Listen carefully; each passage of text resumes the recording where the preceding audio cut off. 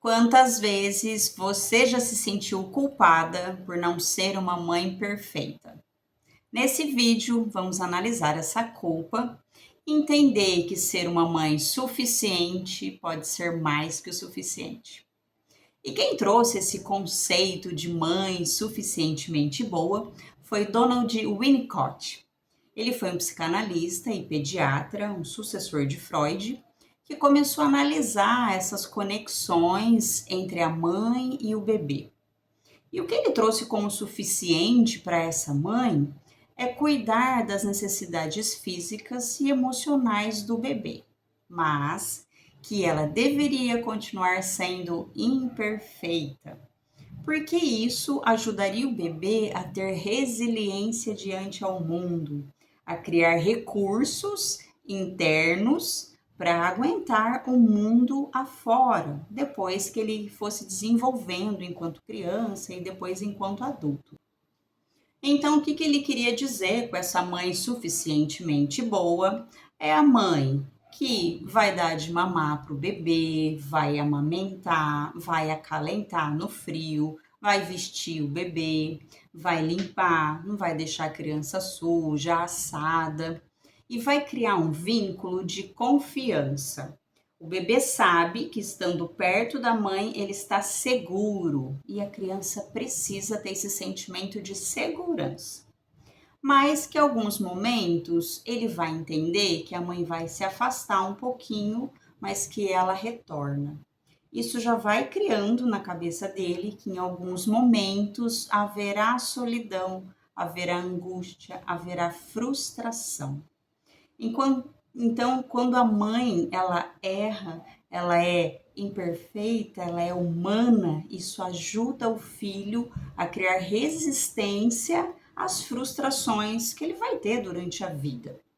Então o bebê começa a entender que a mãe se afasta um pouco, mas depois de algum tempo ela retorna. Ele chora um pouquinho, ela fala: "Já vou, estou preparando aqui a sua mamadeira", mas que ela retorna. Isso é muito importante para a criança. Então talvez essa culpa que você carrega de não ser uma mãe perfeita, pode ser exatamente o que você está fazendo de melhor para o seu filho. O que você está fazendo ele desenvolver habilidades emocionais para realmente ser um adulto funcional. Então, eu vou trazer aqui duas camadas sobre a maternidade. Essa primeira camada, a gente vai analisar a mãe, a sua mãe. Então, o que veio, o que chegou até você, tá? Vamos pensar numa cachoeira, que são os nossos ancestrais, a avó, a mãe, você e depois seus filhos. Então, vamos analisar agora essa camada de cima, que é a mãe. Se a sua mãe foi suficientemente boa, é porque ela te acalentou no frio, ela te deu o que comer, pode ser que ela não tenha conseguido amamentar, mas ela fez ali uma mamadeira, você tomou algum suplemento, ela te limpou, ela cuidou de você. Isso já é ser uma mãe suficientemente boa. O que acontece é que a gente cria uma expectativa infantil do que é ser uma boa mãe. E a lista é gigante. Então, na nossa cabecinha infantil, tem lá na lista que a mãe boa precisa abraçar, precisa beijar, precisa elogiar, precisa falar eu te amo. E quando isso não acontece, a gente fica se comparando com a mãe do coleguinha, ou depois de adulto, querendo reviver isso e querendo cobrar a nossa mãe do que não foi feito. O que ocorre é como nós, como filhos e filhas, nós temos a impressão de que se a pessoa se tornou mãe, ela vai virar alguém mágica, ela vai virar um símbolo, né? E de fato é um símbolo de vida. Mas a mãe, quando se torna mãe, a mulher, quando se torna mãe, ela não consegue se desvincular da criança que ela foi, da adolescente que ela foi. Então, eu vou ilustrar aqui. Aqui está a sua mamãe, tá? A pessoa que cuidou de você, a pessoa que te deu a vida. E quando ela engravidou, ela tinha sentimentos de mulher, ela tinha sentimentos da adolescente que ela foi, e ela tinha sentimentos da criança que ela foi. Então, tudo isso estava junto e misturado, um mix de emoções quando ela engravidou. E não tem como separar isso. Então, suponhamos que a sua mamãe tinha lá um trauma de infância. Ela foi espancada, ela foi humilhada, alguma coisa aconteceu ali e que traumatizou aquela criança. Esse sentimento vai vir à tona quando essa mulher está grávida. Esse sentimento vai vir à tona quando o bebê nascer. Então, é um mix de emoções que não tem como separar. E, obviamente, isso vai ser projetado na criança. Então, nós temos essa habilidade, né, de levar a vida para frente. E para levar essa vida adiante, nós levamos tudo. Nós levamos todas as nossas dores, as nossas feridas, os nossos amores, os nossos desamores, nossas frustrações, nossas angústias. Tudo isso vem no pacote dessa mulher que se tornou mãe. Então agora dá para entender a você ter um olhar de mais compaixão para sua mamãe. Ela não conseguiu se desvincular das dores dela para que ela tivesse você. Então veio tudo junto. E algum movimento que você faz, alguma doença que você tem, algum problema emocional que você tem, é um retrato do que você viveu com ela. E que é um retrato do que ela viveu com a mãe dela. E alguém precisa parar esse ciclo. Alguém precisa parar, identificar, analisar, terapeutizar, para que isso realmente se dissipe e crie a próxima geração sem esses traumas, de uma forma mais curada mesmo. Então chegou até você. E chegou a sua vez de ser mãe.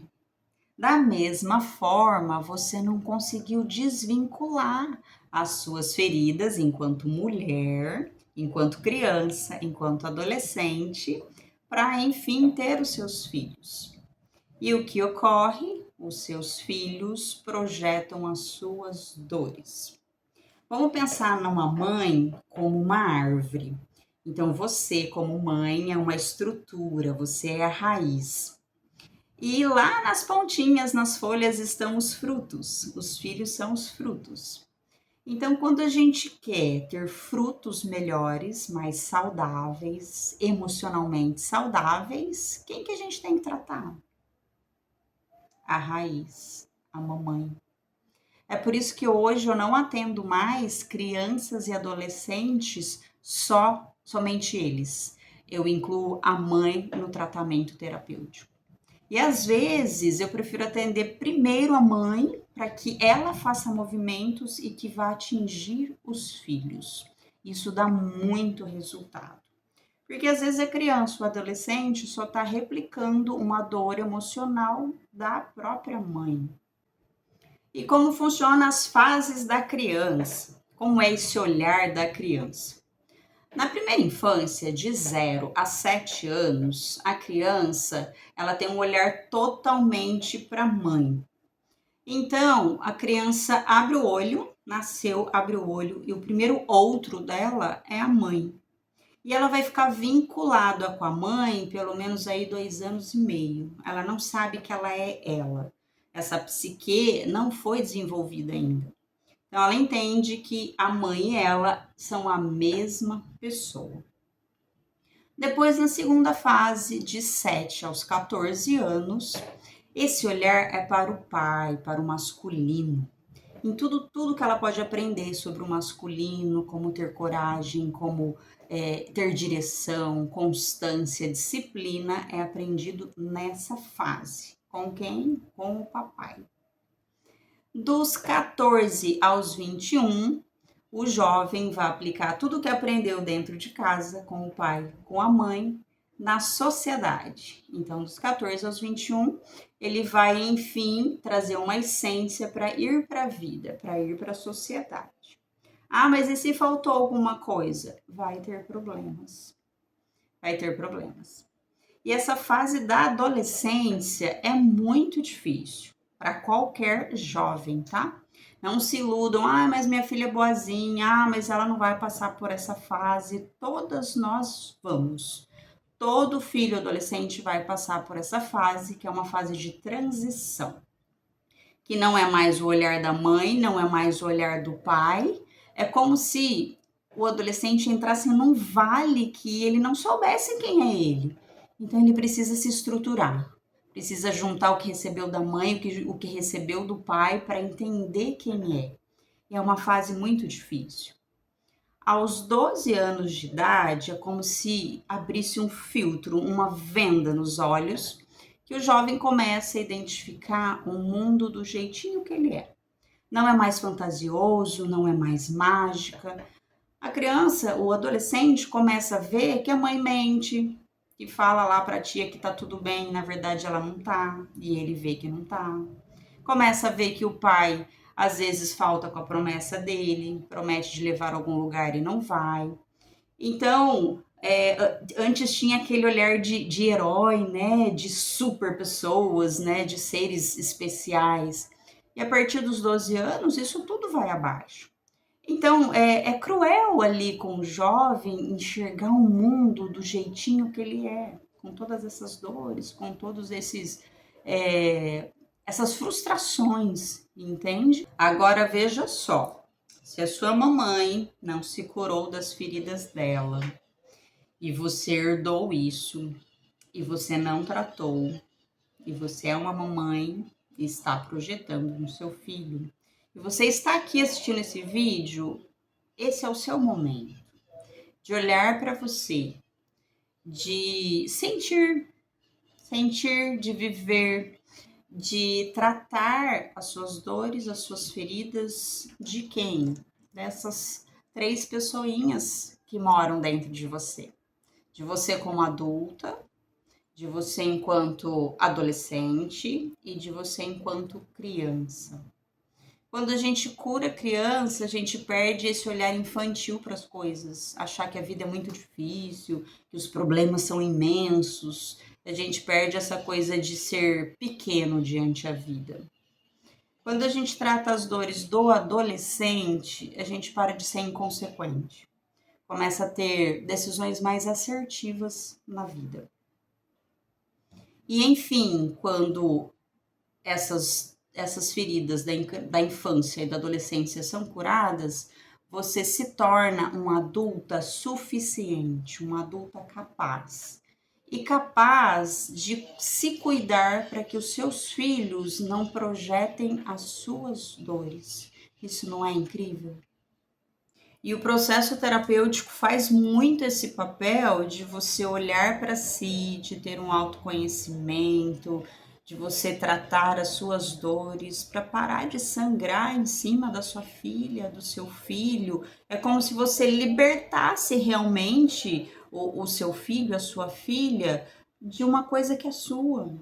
E às vezes você está trazendo uma coisa que também nem é sua, é lá da sua mãe, que é da sua avó. Então, que bom que chegou até você, que bom que hoje, nesse momento da vida, você tem acesso a essa informação, você tem acesso a um processo terapêutico, você tem acesso a aulas como essa. Então, valorize isso, é o seu momento de você cuidar. Não pense que tem que tratar só o seu filho.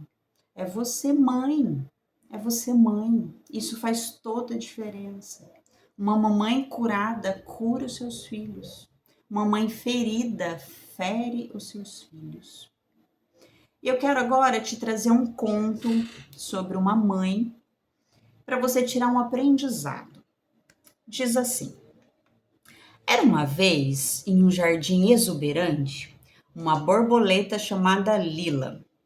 Lila era conhecida por suas asas coloridas, vibrantes, que encantavam a todos ao seu redor.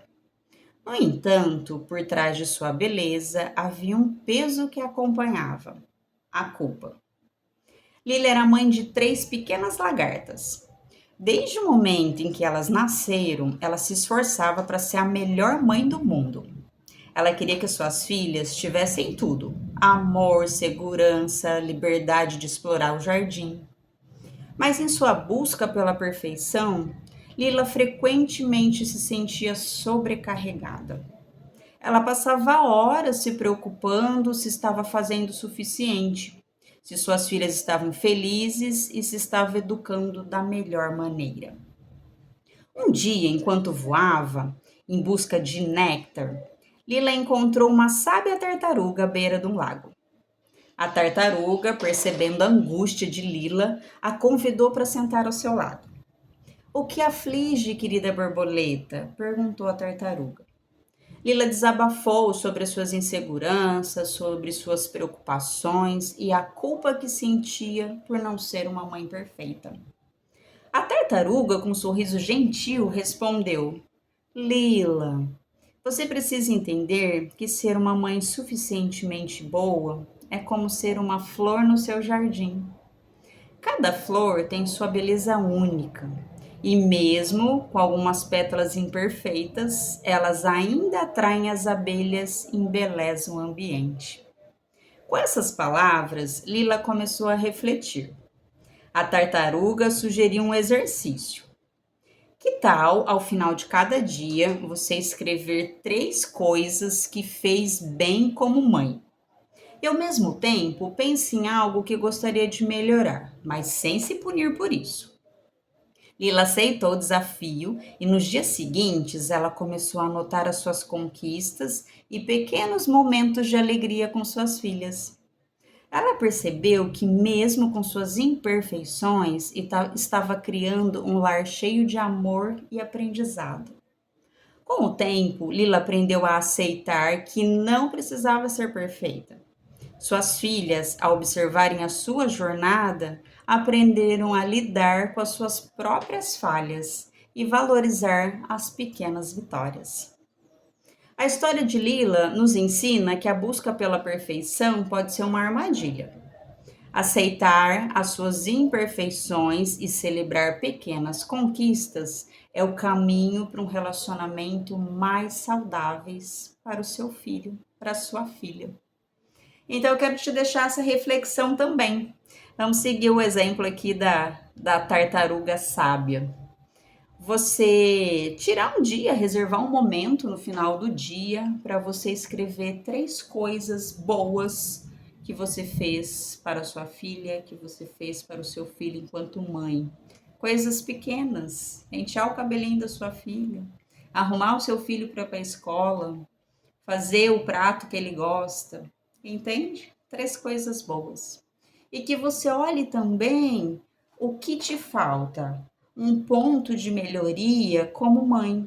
Aí eu preciso melhorar nisso, eu preciso ouvir mais o meu filho, eu preciso me interessar mais pelo dia dele, entende? Mas não para trazer mais culpa, para você ter uma meta, para você ter um passo a mais, para você melhorar enquanto mãe, mesmo sendo imperfeita. Se você se sentir confortável de compartilhar essas expressões com uma amiga, com outra pessoa que seja mãe também, vai ser bom. As mães precisam muito de apoio, né? Uma rede de apoio. E aí vocês trocam experiências, mas nunca se culpando. Sempre lembrando que você é sim uma mãe suficientemente boa. Isso já é o suficiente. Você já entendeu até aqui que a mulher que se torna mãe, ela não se dissocia das dores dela quando ela engravida. Mas pode acontecer também que enquanto essa mulher está na gestação, ela também tem problemas, por exemplo, problemas no casamento, conflitos com a própria mãe, ou às vezes está cuidando de um familiar doente, problemas financeiros. Então, tudo que essa mulher vai vivendo durante a gestação também vai influenciar na vida do bebê. Inclusive, a saúde dela é até mais profundo. A saúde física dela no dia da relação sexual, que veio a fecundar e ela engravidar, vai influenciar nessa criança. Então são muitas ligações que envolvem essa mulher com o seu filho. Por isso que essa relação de mãe e filho é tão intensa e tem uma lealdade aí. Nós, filhos, somos muito leais às nossas mães, mais leais do que livres. Por exemplo, os filhos tendem a demonstrar os sentimentos das mães. Há um tempo atrás, eu fui num evento e conversei com uma mulher, uma mãe, ela estava sentada e eu perguntei como ela estava, a gente começou a conversar. Ela me falou que estava com uma dor no joelho direito muito grande, que ela tinha marcado um ortopedista, mas ainda faltava alguns dias para ela ir, e que ela estava quase mancando de tanta dor, mas não sabia o que tinha acontecido, que ela não tinha caído, nada. E o filho dela, por volta de 5, 6 anos, também estava no local, mas ele estava correndo, brincando com outras crianças. E eu identifiquei uma coisa: ele estava de calça e a calça dele estava para cima, sabe? Estava enrolada para cima com o joelho de fora, estava erguida. E aí fui lá, brinquei com a criança, falei: "E aí, como é que você tá?" Ele: "Ah, eu tô com dor nesse joelho." Falei: "É mesmo? Deixa eu ver." E o menino mostrou o joelho, não tinha sinal nenhum, né? Eu falei: "Ah, mas você caiu?" "Ah, não, eu não sei, mas tá doendo." Aí pensei, né, ele tá refletindo a dor da mãe, porque ele tava ali correndo com as crianças. E eu falei: "Você contou para sua mãe?" "Ah, eu já falei, ela já sabe." Eu falei: "Ah, então vai dar certo. A mamãe dá conta. Ela vai melhorar e você também." E ele continuou brincando. Então essa manifestação é muito forte. Nesse caso foi igualzinho, né? A mãe com dor no joelho e o filho com dor no joelho. Mas nem sempre vai ser assim. Às vezes o seu filho, a sua filha, vai demonstrar através de sintomas na alimentação, compulsão alimentar, depressão, ir mal na escola, ou ficar mais rebelde, querendo chamar atenção, fazendo coisas erradas, né? Porque fuge ali da regra. Ou numa fase mais adulta, não parando o emprego. Então, tudo isso são sintomas para mostrar que a ferida da mãe ainda está aberta. Então, essa relação de mãe e filho é muito, muito intensa, ela é muito visceral mesmo. Então, começa a prestar atenção, você que é mãe, no comportamento dos seus filhos. Aonde é que toca? Que ferida sua que ainda está aberta e que esse filho está exalando ali, ele está manifestando ali que aquilo precisa ser curado. E entenda que isso é uma maneira, é uma luz, é uma forma de te mostrar que é a sua hora de você se curar. É o seu momento de olhar para si, de você curar suas feridas da criança, suas feridas da adolescência, de reconectar a sua força feminina com a sua mãe, para que os seus filhos, o seu filho e a sua filha também tenham essa possibilidade. Quando uma mãe se cuida, uma mãe se prioriza, esse vínculo, essa corrente de sofrimento, ela se dissolve. Os seus filhos ganham liberdade, liberdade de ser quem eles são. É como se você desse um aval, uma carta de alforria para que eles pudessem viver. Puxa, minha mãe está sendo feliz, minha mãe está se cuidando, eu posso também, é possível também para mim. Você abre possibilidades para que seus filhos também vivam melhor e mais feliz. Então, sim, depende de vocês, depende de você como mãe, de se priorizar, de se cuidar, de investir em terapia, em processos terapêuticos, em informações, né, em cursos, tudo que envolve saúde mental para que você melhore. Se você melhora, os seus filhos melhoram. Acontecem coisas incríveis quando uma mãe se cura, quando uma mãe fecha aquela ferida de dor. É como se ela colocasse realmente, sabe, um band-aid ali e aquilo vai virar uma cicatriz e ela não jorra mais, não sangra mais aquela ferida em cima do filho. O filho não precisa ficar repetindo até alguém se curar. Você já vai fazer isso por você e por eles. Então, por favor, cuidem-se, vale muito a pena. Seus filhos merecem.